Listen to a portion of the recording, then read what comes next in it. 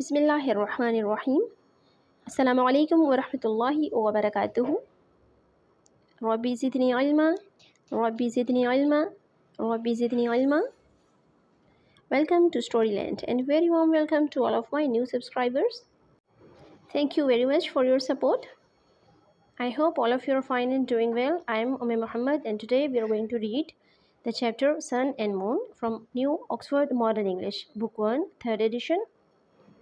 सबसे पहले हम इस चैप्टर की रीडिंग करेंगे और उर्दू ट्रांसलेशन, और उसके बाद हम इसकी एक्सरसाइज को सॉल्व करेंगे।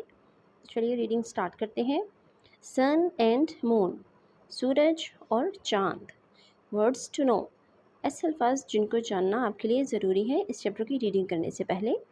बीनीथ, लोअर देन और अंडर समवन और समथिंग, किसी शख्स या चीज़ के नीचे जब कोई चीज़ होती है तो उसको बीनीथ बोलते हैं। Blow out, to put out a fire और लाइट, रोशनी या आग को बुझा देना। Bright, with a lot of light, बहुत ज़्यादा रोशनी के साथ। Gold, a yellow metal which is very valuable, एक पीले रंग की धात जो बहुत कीमती होती है। Hung, to be fixed at the top so that the lower part is free, किसी चीज़ को ऊपर की तरफ से इस तरह से फिक्स करना कि नीचे से देखने से वो आज़ाद नज़र आए, यानी लटका देना।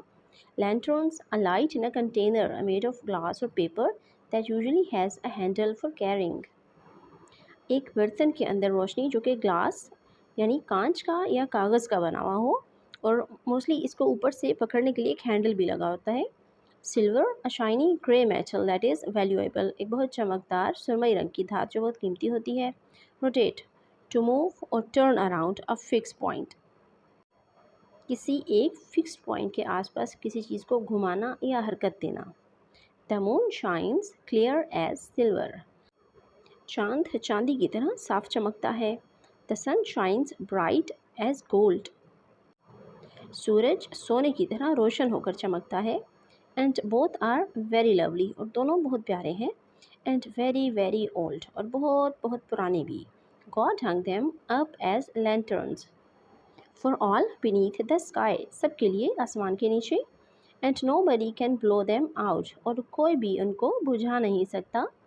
For they are up too high, क्योंकि वो बहुत ज़्यादा ऊंचे हैं।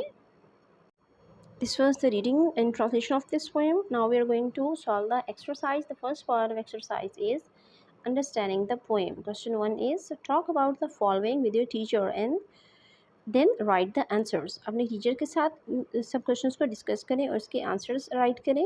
Question A is what shines like silver? चांदी की तरह से क्या चमकता है? The answer of question A is the moon, यानी चांद चांदी की तरह से चमकता है। The next question is question B, what shines like gold? सोने की तरह क्या चमकता है? The answer for question B is the sun, यानी सूरज सोने की तरह चमकता है। The next question is question C, who hung up the lanterns? ये लालटेनें किसने लटकाई हैं? The answer of this question is God, यानी अल्लाह ताला ने ये लालटेनें लटकाई हैं। The last question is question D, who can blow them out? Why not? इनको कौन बुझा सकता है और क्यों नहीं बुझा सकता? The answer is nobody can blow them out. कोई भी इनको नहीं बुझा सकता because they are up too high. वो बहुत ज़्यादा ऊंची हैं। The next part of exercise is section B and it's learning about language, यानी ज़बान के बारे में सीखना। Question 1 is read the sentences and turn them into questions. In sentences को आपने read करना है और उनको questions में change करना है। Write them in your notebook, और अपनी notebook में लिखना है। Example एक आपके लिए solve कर दी गई है। A bird can fly, एक परिंदा उड़ सकता है। Can a bird fly? क्या एक परिंदा उड़ सकता है? और इस क्लास में question mark है, मानी ये एक question है। इसी तरह से हमारे पास फर्स्ट सेंटेंस है you can blow them out. B is a farmer can plough a field. C is a tiger can catch a deer. And D is a horse can not sing. इन सभी sentences को हमने change करना है और इनसे question बनाने हैं। तो चलिए स्टार्ट करते हैं। हमारे पास फर्स्ट सेंटेंस है can you blow them out, it's the first question. B is can a farmer plow a field. C is can a tiger catch a deer, and D is can a horse sing. The next section of exercise is section C. Listening and speaking, सुनना और बोलना. Number 1 question is Plurals. Do you remember the words ending in SH, CK, ST on page number 49? क्या आपको words याद है? आपने page number 49 पे पढ़े थे, जिसका एंड में जो साउंड था वो SH, CK और ST था. Look at the plurals of some of these words from page number 49. Page number 49 से आपने इन वर्ड्स के प्लूरल्स को फाइंड आउट करना है. जो वर्ड्स हमारे पास गिवन है वो हैं dishes, locks, nests, splashes, flowers, moths, tables, bats, clothes and pests. Copy your teacher and से ईच वर्ड अलाउड. अब अपनी टीचर को कॉपी करना है और हर वर्ड को ऊंचा ऊंचा दोहराना है. Put the words in 2 lists given below in your notebook. और अपनी नोटबुक में हमने 2 लिस्ट्स बनानी है. एक लिस्ट की हेडिंग होगी ending in S sound and second is ending in a G sound. और दोनों कॉलम्स में आपने रेलेवेंट वर्ड्स को ऐड करना है. तो चलिए स्टार्ट करते हैं इसका solution. Ending in an S sound, इसमें है locks, nests, moths, bats, clothes and pests.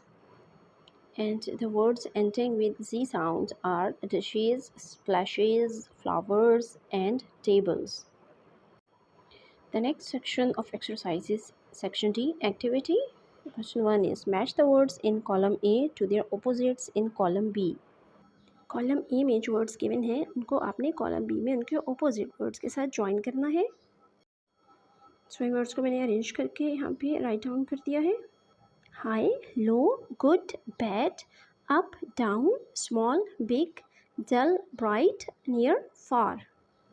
The next question is question number 2. Work with a friend and try to make some pairs of your own. They can be words that are the same as each other or words that are opposites. आपने अपने friends के साथ मिलकर कुछ ऐसे pairs खुद से बनाने हैं जिसमें ऐसे वर्ड्स यूज़ हुए हों जो सेम भी हैं और कुछ ऐसे वर्ड्स भी जो ऑपोजिट्स हैं. एग्जाम्पल के तौर पर हमें ये 2 कॉलम्स गिवन हैं. The same, bright and shiny, यानी इनका मीनिंग ऑलमोस्ट सेम है. इसी तरह से बिग एंड ह्यूज, और जो वर्ड्स सेम नहीं हैं, नॉट द सेम, उसमें है शॉर्ट एंड टॉल, यानी शॉर्ट छोटा और टॉल लंबा. क्लोज एंड ओपन, ये एक दूसरे के ऑपोजिट वर्ड्स हैं. इस तरह से आपने कुछ पेयर्स खुद से बनाने हैं. इसके लिए पहले हम कॉलम में जो सेम वर्ड्स हैं उनको लिखेंगे. Beautiful and attractive, interesting and joyful, clever and wise, clean and tidy. Second column में हम ऐसे वर्ड्स को लिखेंगे जो सेम नहीं है लेकिन फिर भी पेयर के फॉर्म में यूज़ हो सकते हैं. These are black and white, hot and cold, eat and drink, read and write, buy and sell. The next question is question 3. What does the earth look like? ज़मीन कैसी नज़र आती है? As a class, make a list of things that make the earth a wonderful place. आपने एक जमात के तौर पर अर्थ के बारे में ऐसी चीज़ें लिखनी हैं जो इसको एक खूबसूरत जगह बनाती हैं. Are there any things about the earth that are not good? क्या ज़मीन के बारे में कुछ ऐसी बातें भी हैं जो अच्छी नहीं हैं? Draw a picture of the earth and some of the things you like about it. आपने अर्थ की एक पिक्चर बनानी है, यानी एक ग्लोब बनाना है और ऐसी चीज़ें बतानी हैं जो आप ज़मीन के बारे में पसंद करते हैं. The answer of this question is earth is such a beautiful planet with all of its oceans, plants, animals, and land. The variety of life on Earth is what makes it so special.